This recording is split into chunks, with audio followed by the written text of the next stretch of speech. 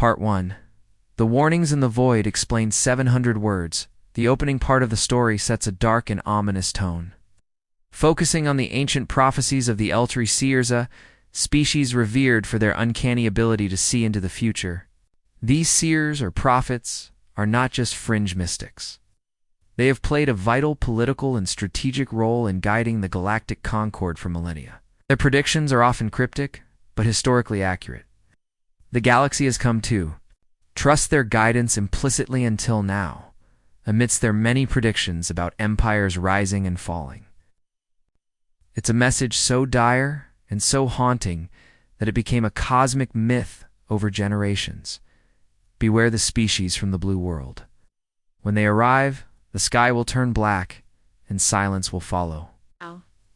This prophecy has been recorded and repeated for centuries across countless star systems. But due to the mysterious and metaphorical nature of such prophecies, most races in the galaxy dismiss it as symbolic rather than literal. Some even treat it like a fairy tale told to scare younglings. As a result, the warning is largely ignored.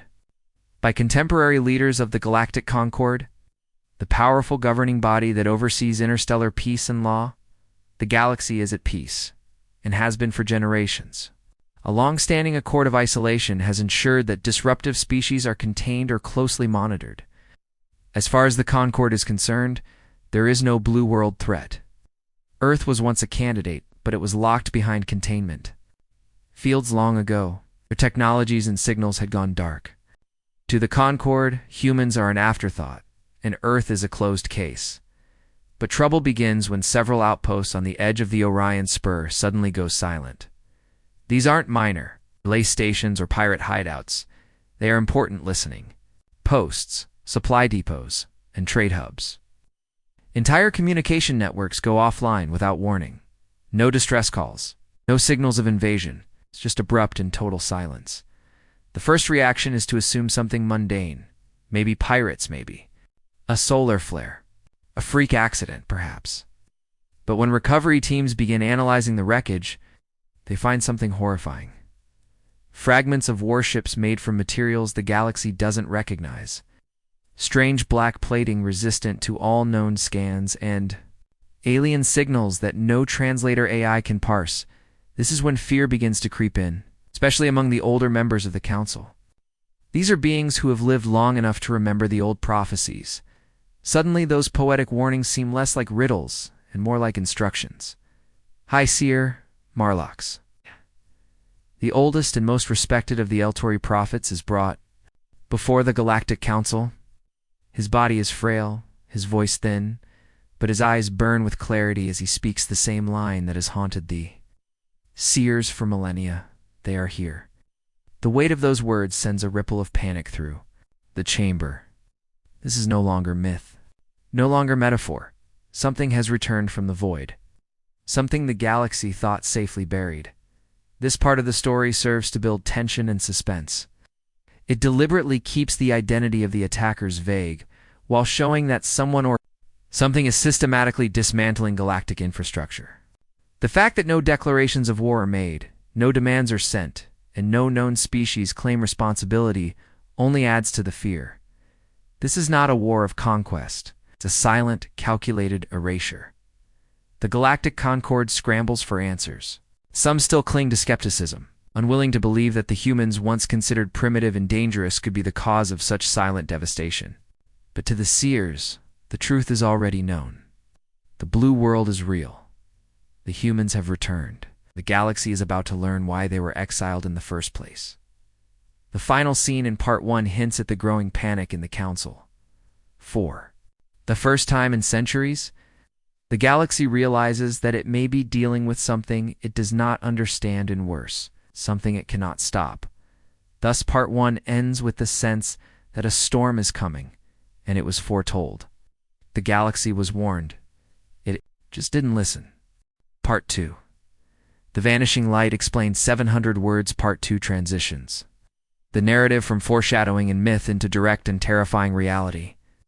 While Part 1 introduced the ancient prophecies and initial warnings, Part 2 brings us to the first direct encounter with the mysterious threat, the return of humanity. The story picks up with Commander Veltheron, a seasoned officer of the Chixari border fleet. He and his fleet are stationed near Relditau, a gas giant deep in the outer edges of the galaxy. Their mission is relatively routine: monitor trade routes, deter smugglers, and keep pirates in check. The border is calm, unremarkable, till everything changes in an instant. Without warning, a rift appears in space near the system. It's not a normal warp gate, subspace fracture, or anything the fleet's scanners recognize.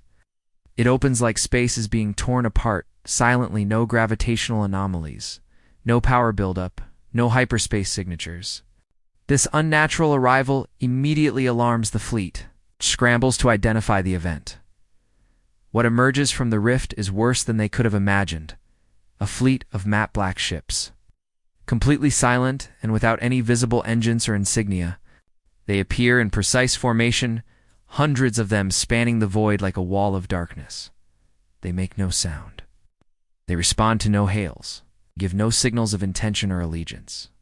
One of the Chixari cruisers attempts to scan the incoming ships. It is instantly destroyed, with no visible weapons discharged from the black vessels. It's as though the ship was erased for trying to look too closely.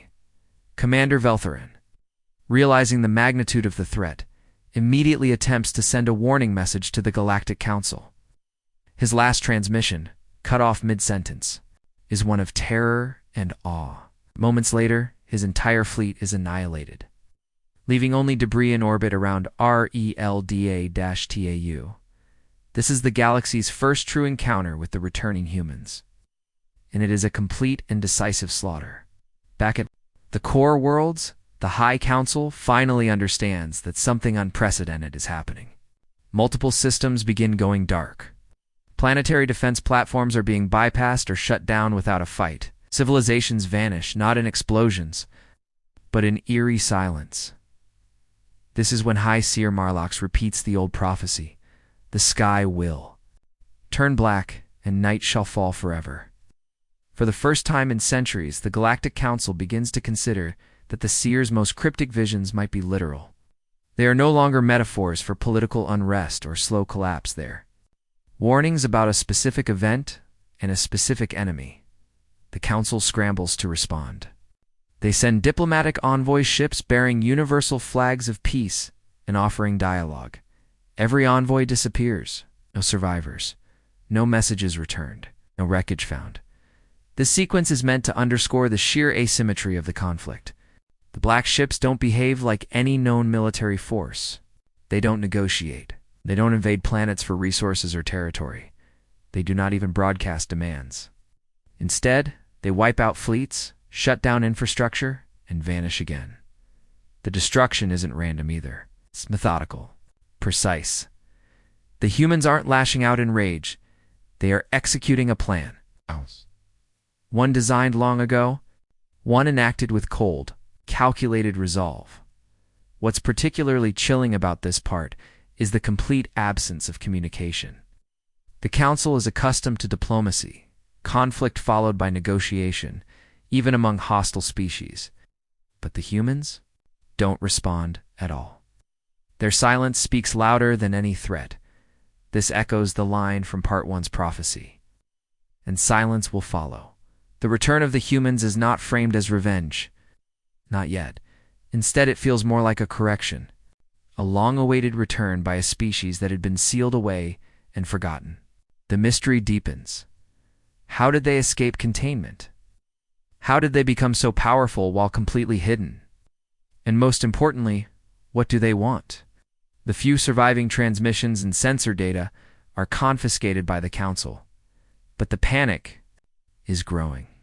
Word spreads quickly across the galactic web. Entire sectors are going dark. The stars themselves are disappearing. It's blotted out by the black fleet that arrives like a silent storm. The galaxy begins to realize a horrifying truth. This is not just a military force. It is the fulfillment of prophecy, an return written in the stars centuries ago, and it has only just begun. Part 3. The humans break the silence. Explained 700 words.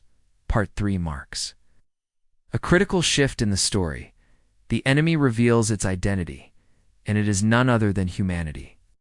Until now, the invaders were terrifying in their mystery.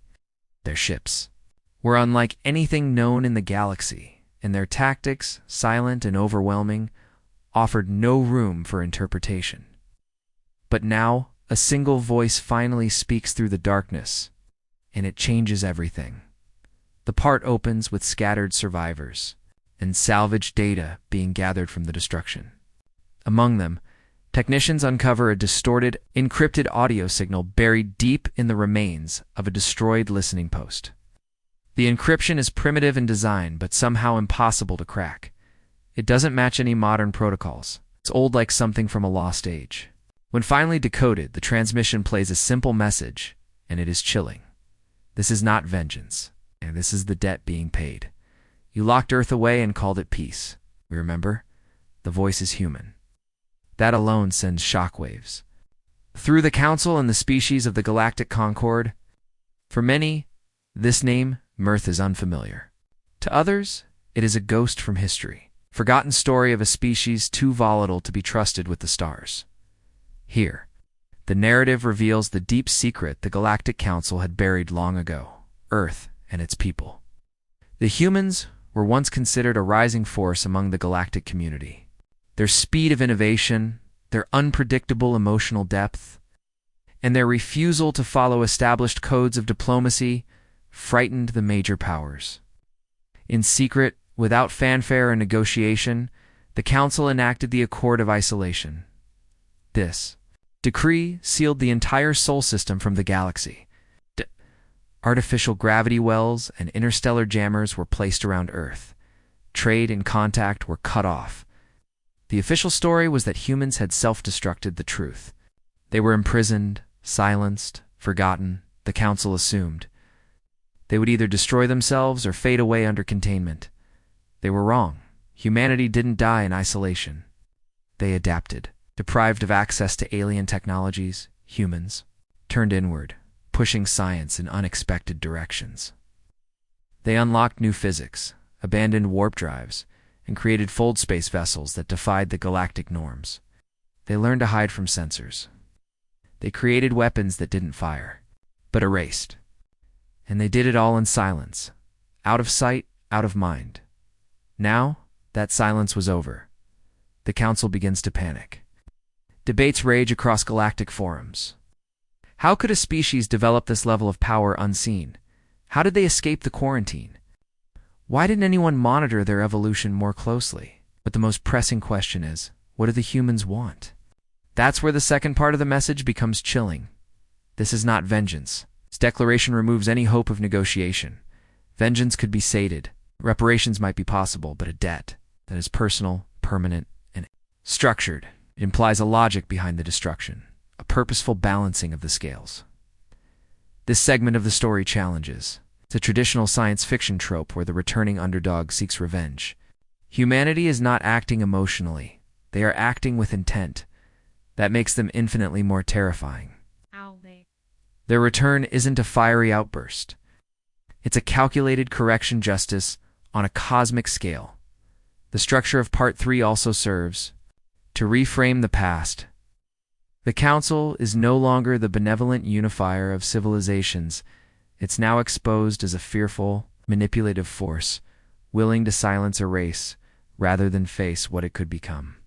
The sealing of Earth wasn't a gesture of peace. It was preemptive war disguised as diplomacy. This revelation fractures the unity of the galaxy. Some species begin to question the Council's authority, wondering how many other truths were buried. Others retreat, fearful they may be next. The faith in centralized power begins to crack, just as the sky had in the previous parts. Humanity has not demanded control. They haven't installed governments. They haven't claimed territory. But by simply speaking with just one message, they have already begun reshaping the galactic order. This is the beginning of a new kind of war, not one waged with territory or glory in mind, but one rooted in memory, betrayal, and righteous balance. By the end of Part 3, the galaxy has its answer to the prophecy. The blue world was Earth. The species they should have feared was humanity. And now, the stars themselves are going dark under their return. The message is clear.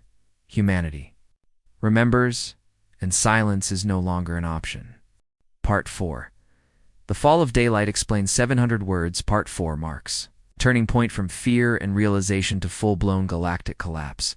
By this stage in the story, humanity's return is no longer a rumor, is a verified and unstoppable force. The seer's prophecy is unfolding in real time, and the galaxy begins to understand just how literal those warnings were. The sky will turn black, and night shall fall forever. The part begins by describing the terrifying scale and technology of the human fleet. Whereas most species rely on warp tunnels, gravity anchors, or subspace drives to travel, the humans bend reality itself. Their ships move without sound or visible propulsion, crossing light years without a trace. Their vessels don't arrive, they unfold, slipping into existence like shadows given form. These aren't just technological marvels, they're tools of psychological warfare. They ignore galactic rules of engagement and operate with alien logic. The mere sight of these ships creates panic, and it's not just because of their size or weaponry, it's because of how silent and deliberate they are. Each time they arrive, entire planetary systems go dark. Not destroyed in a traditional sense, silenced, no explosions, no orbital bombardments. Cities remain intact, infrastructure untouched, but every soul is gone, and every transmission ends mid-sentence. This silence is even more terrifying than annihilation. It implies precise control, not rage. Humanity doesn't seek war. They seek erasure, deliberate removal from the galactic stage. The Grand Armada, the Council's last hope, realizing the magnitude of the threat. The Galactic Council assembles the largest military force in its history. 10,000 ships drawn from every corner of the known galaxy form a unified armada, hoping sheer numbers and technology can hold the line.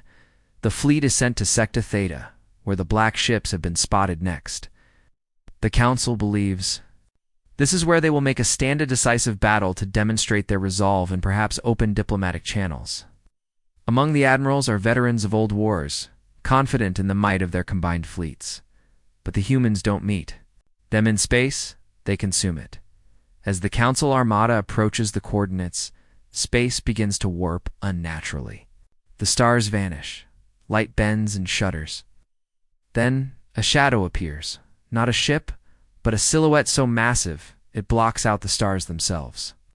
It is the largest object ever seen by any civilization. It's not a ship, it's a continent. An admiral screams before his signal cuts off. This new vessel isn't just a flagship, it is a monument to human evolution and isolation. A weaponized titan that doesn't fire lasers or missiles, it reconfigures space itself. The Council Armada never even reaches firing range. Navigation systems fail, engines go dead. The fleet simply ceases to function. Like insects staring into a god, this moment delivers the symbolic fulfillment of the prophecy. The sky literally and metaphorically has turned black. The fall of daylight is not the loss of sunlight, but the collapse of galactic confidence, power, and perception. The Council's last hope, their ultimate show of strength, wasn't even worthy of resistance. The human fleet doesn't fight, doesn't need to. It demonstrates, and in doing so, it erases all doubt. The collapse of control, the effects of this defeat ripple across the galaxy instantly.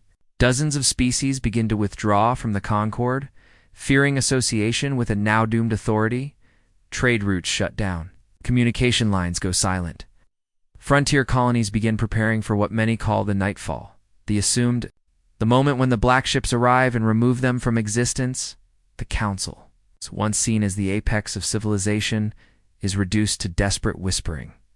No one knows how to stop humanity, as no one even knows how many ships they truly have. For every fleet seen, more seem to emerge elsewhere. The humans are everywhere and nowhere. Some suggest surrender, others suggest evacuation. But there is no indication that humanity wants territory or negotiation. They have made no demands. Their goal is not conquest, it's a cold, systematic removal of the system that once betrayed them. Part 4 ends with a haunting image. The Council's central planet. Chirixes Prime is now under the shadow of the Black Fleet. the capital world of the galaxy, the center of politics and power, now watches the sun vanish behind a silhouette that stretches across the horizon. And still, humanity says nothing, because this was never a war. It was the collection of a debt. Part 5. The Silence After Dawn, explained 700 words. Part 5 concludes the narrative arc of humanity's return, not with a final battle or triumphant speech, but with an even more chilling and permanent silence. The galactic powers, who once ruled over hundreds of systems with confidence, are now reduced to confused survivors, left trying to piece together what just happened. This final chapter opens after the storm has passed. Humanity's black fleets, those monstrous, silent juggernauts, vanish just as suddenly as they appeared. They leave behind no devastation in the traditional sense. Cities are untouched, skies are clear, but entire planets are empty. Populations of billions are simply gone. Communication relays are dead. Leadership structures, planetary governments, even council facilities are vacant, as if surgically removed. From existence, there are no bodies. There's no signs of resistance or war. It's just emptiness. This is what the story means by the silence after dawn.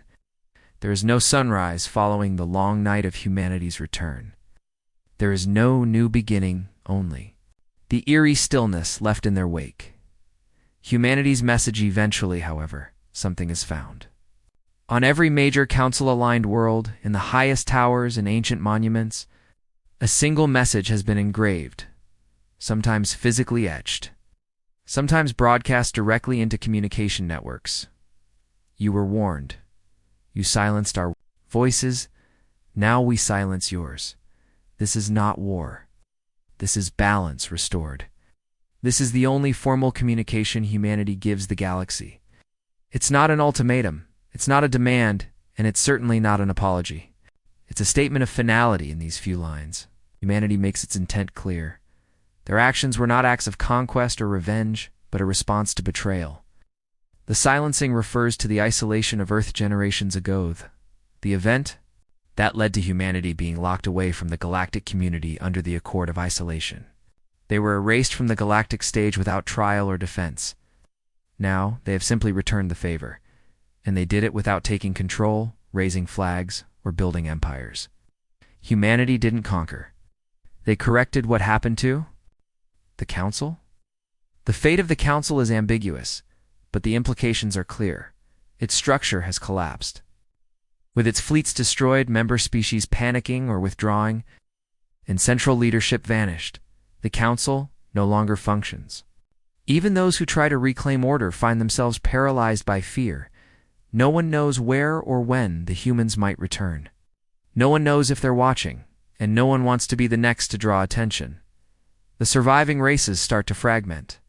Some attempt to rebuild quietly, while others form new alliances far from Earth's known location, hoping that distance means safety. But something fundamental has changed. No one speaks of Earth with arrogance ever again.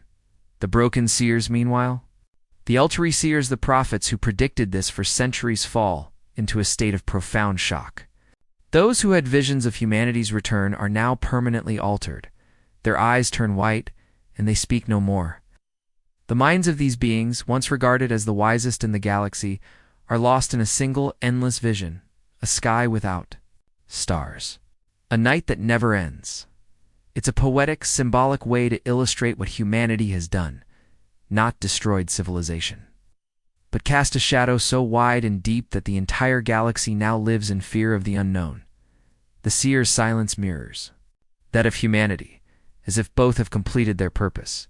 One warned, the other returned, and now both are quiet. Earth's fate, though the galaxy begins to recover, Earth itself remains a mystery. It never broadcasts. No trade is established. No envoys are sent. It simply exists. Somewhere out there, beyond known space, the homeworld of the most feared species in the galaxy turns in silence. And this silence is not an absence. It's a message.